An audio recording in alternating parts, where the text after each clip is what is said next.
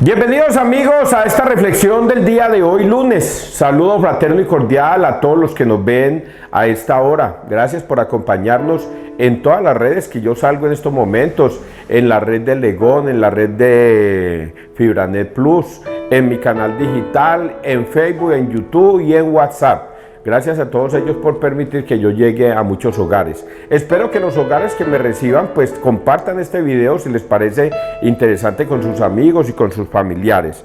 Yo lo único que hago todos los días es predicar la palabra de Dios, reflexionando apologéticamente cada frase, cada palabra que aparece escrita en la Biblia. Pero yo la Biblia no la leo de cualquier parte, yo me dejo guiar por la Iglesia Católica, que es la iglesia que fundó Cristo hace 2000 años. Jesucristo da una orden: vaya y enseñen a obedecer todo lo que yo les he mandado. Y por eso es que estoy acá, enseñándoles a ustedes que obedezcan la palabra de Dios tal y cual como Él la mandó. Ustedes no van a escuchar de mí, creo yo, nada que no esté escrito en la Biblia, nada. Yo a lo mejor diga alguna cosa y al mismo tiempo les voy a decir, eso que yo voy a decir no está escrito en la Biblia, son palabras mías. Pero si está escrito en la Biblia, yo les voy a decir a ustedes, eso que yo estoy diciendo está escrito en la Biblia. Luego no es palabra de César Arias, sino palabra de Dios. Y si es palabra de Dios, se debe cumplir, porque así está escrito, muchachos. Cuando yo voy a empezar a hablar con algún testigo o con alguna persona, lo primero que les voy a decir es, ¿usted entiende que todo lo que está escrito en la Biblia es palabra de Dios? Y que hasta la última tilde y coma de esa palabra se cumplirá. Si usted logra entender eso, entonces a partir de ahí yo le puedo predicar la palabra de Dios. Porque yo no me voy a poner a desgastarme con usted cuando usted comienza a decir cosas suyas, de su mente, de lo que usted analiza, de lo que usted piensa, pero no está escrito en la Biblia. Porque yo siempre le voy a decir, eso que usted está diciendo, ¿está escrito en la Biblia? Si está escrito en la Biblia, es la verdad. Pero si no está escrito en la Biblia, permítame decirle, es simplemente su opinión personal. De nada vale, pero se le respeta de todas maneras. Pero no sirve para el enriquecimiento espiritual, que es lo que está escrito en la Biblia. ¿Ustedes entendieron eso? Pues espero que sí, muchachos. Vamos a persignarnos en el nombre del Padre, del Hijo y del Espíritu Santo. Amén. Hoy vamos a tocar unos temas muy interesantes y el tema principal, diría yo, que vamos a hablar de la soberbia y la prepotencia de los hombres. Es, creo yo, el tema principal del día de hoy. Vamos a analizarlo y ustedes me dirán si sí o no. Persignemos en el nombre del Padre, del Hijo y del Espíritu Santo. Amén. Primera lectura, Segunda de Reyes 5, del 1 al 15a. Muchos leprosos había en Israel, sin embargo ninguno de ellos fue curado, sino Naamán el sirio. Vamos a escuchar esta lectura, esta historia que es bonita, muy bonita. En aquellos días, Naamán, jefe del ejército del rey de Siria, era hombre notable y muy estimado por su señor, pues por su medio el Señor había concedido la victoria a Siria. Pero siendo un gran militar, era leproso. Unas bandas de arameos habían hecho una incursión trayendo de la tierra de Israel a una muchacha que pasó al servicio de la mujer de Naamán. Dijo ella a su señora: «Ah, si mi señor pudiera presentarse ante el profeta que hay en Samaria, él lo curaría de su lepra». Fue Naamán y se lo comunicó a su señor diciendo: «Esto y esto ha dicho la muchacha de la tierra de Israel». Y el rey de Siria contestó: «Vete, que yo enviaré una carta al rey de Israel». Entonces tomó en su mano 10 talentos de plata, 6,000 siclos de oro, 10 vestidos nuevos y una carta al rey de Israel que decía: «Al llegarte esta carta, sabrás que te envío a mi siervo Naamán, para que lo cures de su lepra». Cuando el rey de Israel leyó la carta, rasgó sus vestiduras diciendo: «¿Soy yo Dios para repartir vida y muerte? Pues me encarga nada menos que curar a un hombre de su lepra. Daos cuenta y veréis que está buscando querella contra mí». Eliseo, el hombre de Dios, oyó que el rey de Israel había rasgado sus vestiduras y mandó a que le dijeran: «¿Por qué has rasgado tus vestiduras? Que venga a mí y sabrá que hay un profeta en Israel». Llegó Naamán con sus carros y caballos y se detuvo a la entrada de la casa de Eliseo. envió un mensajero a decirle: ve y lávate 7 veces en el Jordán, tu carne renacerá y quedarás limpio.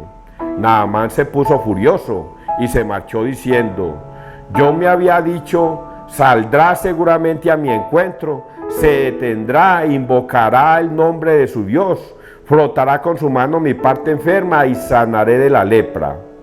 El Habaná y el Farfar, los ríos de Damasco, no son mejores que todas las aguas de Israel. Podría bañarme en ellos y quedar limpio. Dándose la vuelta, se marchó furioso.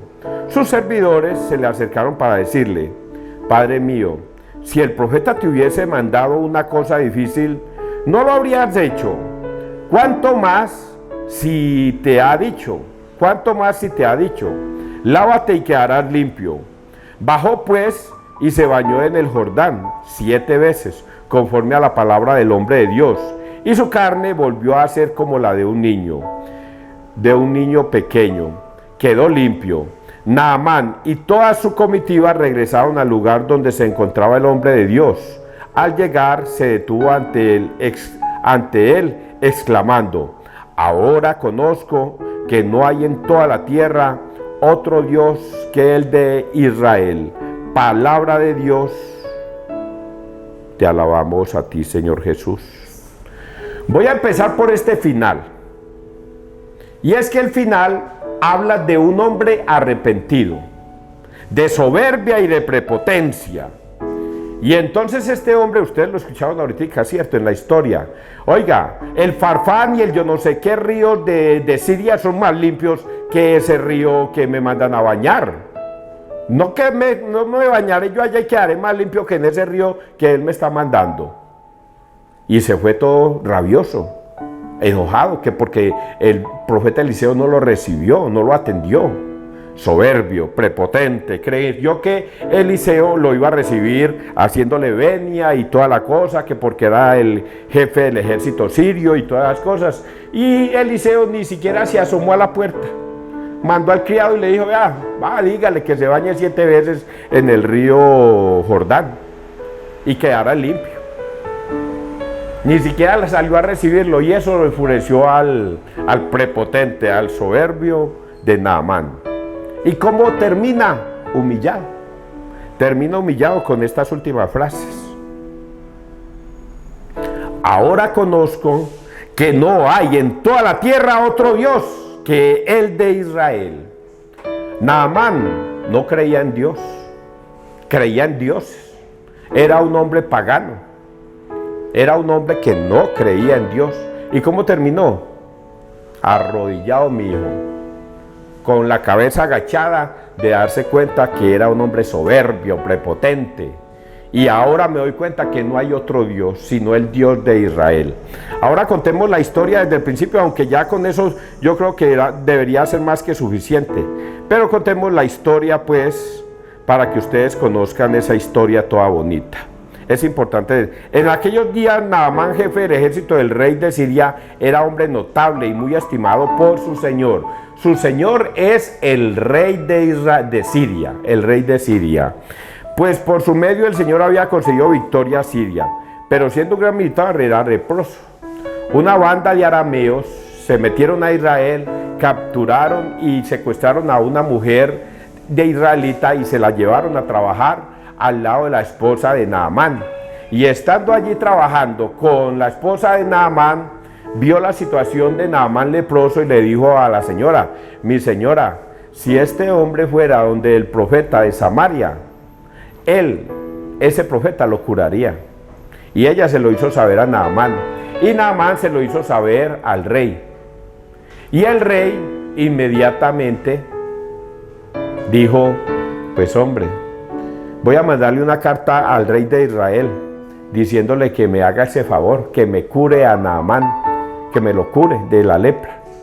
Y le voy a mandar regalos, oro y plata y joyas y cosas, y una carta. Pero como son hombres orgullosos y prepotentes, uno le manda a pedir un favor al rey de Israel. Y el del rey de Israel, que es más prepotente que el de Siria, por eso son las guerras. Por eso son las guerras, y eso nunca va a cambiar. Vamos a actuar en base a la prepotencia. Hoy hay una guerra entre Rusia y Croacia y hay una guerra debido a que Putin es un hombre soberbio, prepotente, lleno de orgullo, y yo no me voy a dejar humillar de los croatas, y entonces les voy a mandar su guerra. Y el de Croacia, que es un pobre hombre, pues también lleno de orgullo, pues yo no me voy a dejar. Y ahí está su guerra.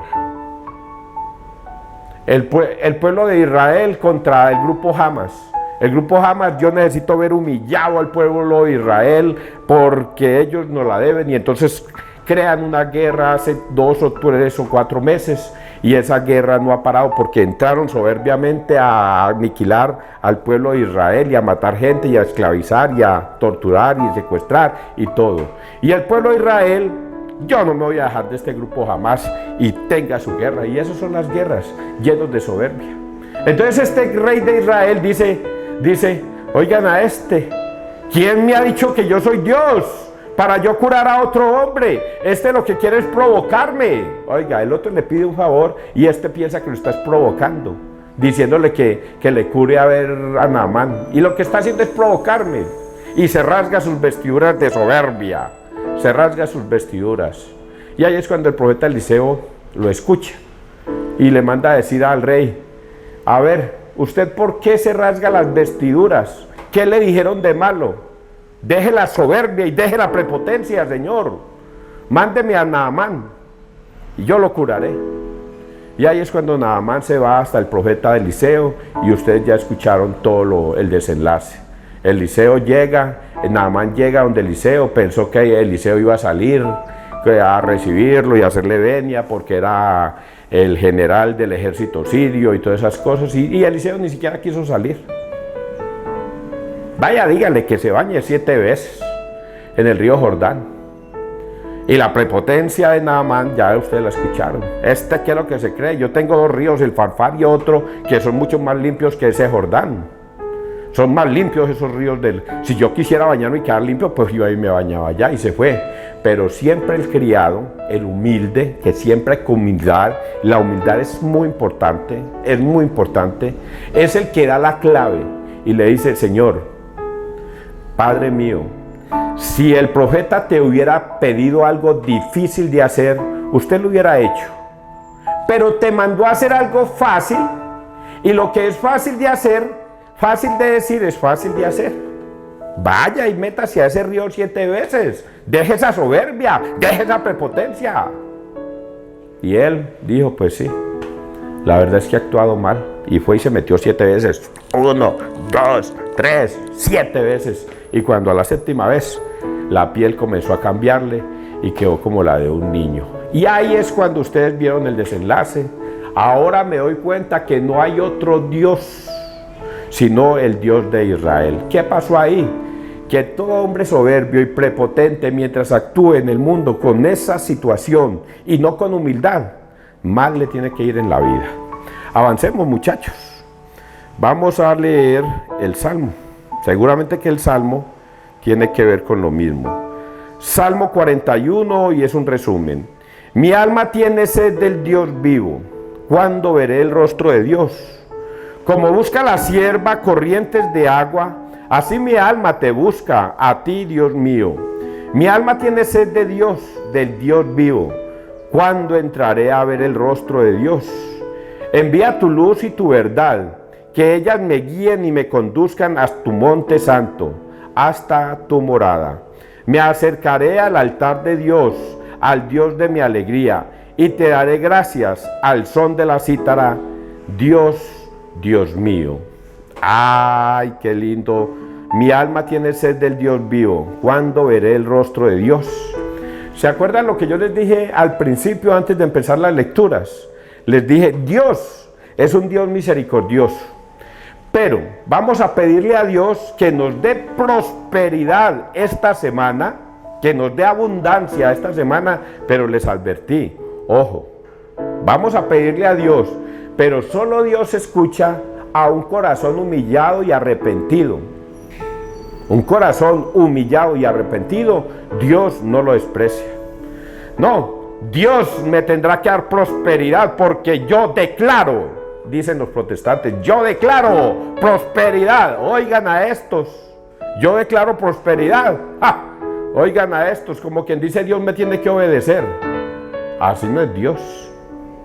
Dios, un corazón humillado y arrepentido, no lo desprecia. Si usted quiere que le vaya bien en la vida, vaya al Santísimo, vaya a la iglesia y pídale a Dios que le dé prosperidad, pero humíllese a Dios.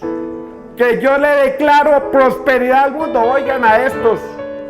Dios no declara prosperidad a nadie si no se humilla. Arrepentimiento. Y el arrepentimiento tiene que venir de algo que se llama: confesaré mis pecados ante Dios y Dios me perdonará. Pero debo confesar. Pero mientras usted siga con esa arrogancia, siga con esa actitud de que Dios me ayudará, pero yo no me confieso. ¡Ja! Oigan a estos. Arrogancia como la de Naamán. Oigan a este. ¿Cómo que vaya a meterme en ese río podrido del Jordán? Yo allá no me meto. Así dicen los protestantes hoy día. Yo que voy a ir a confesarme con un hombre que es un pecador. Igual que yo, quizás peor, porque hasta pedófilos son. Pero si Jesús lo ordena y Dios lo ordena, ¿qué debemos hacer? Agachar la cabeza. Señor Naamán, si te hubieran mandado a hacer algo difícil de hacer, tú lo habrías hecho. Pues si te pidieron algo fácil de hacer es. Vaya y confiésese. Pida perdón por sus pecados y Dios le prosperará y le ayudará. Vamos a seguir avanzando. Espero que hayan entendido esa partecita que va unida a la de Naamán. Y el Evangelio es un vea. ¡Pa! ¡Pa! Esa es una cachetada. Porque habla Jesús. Evangelio de Lucas 4, 24, 30. Jesús, al igual que Elías y Eliseo, no fue enviado solo a los judíos. Habiendo llegado Jesús a Nazaret, le dijo al pueblo en la sinagoga. ¿A dónde llegó Jesús? A Nazaret. ¿Y dónde va a hablar? En la sinagoga. ¿A dónde llegó? A Nazaret. Nazaret es el pueblo de Jesús, donde él nació, el nazareno, Nazaret. Entonces él está en su pueblo, con su gente, con la gente que lo vio crecer.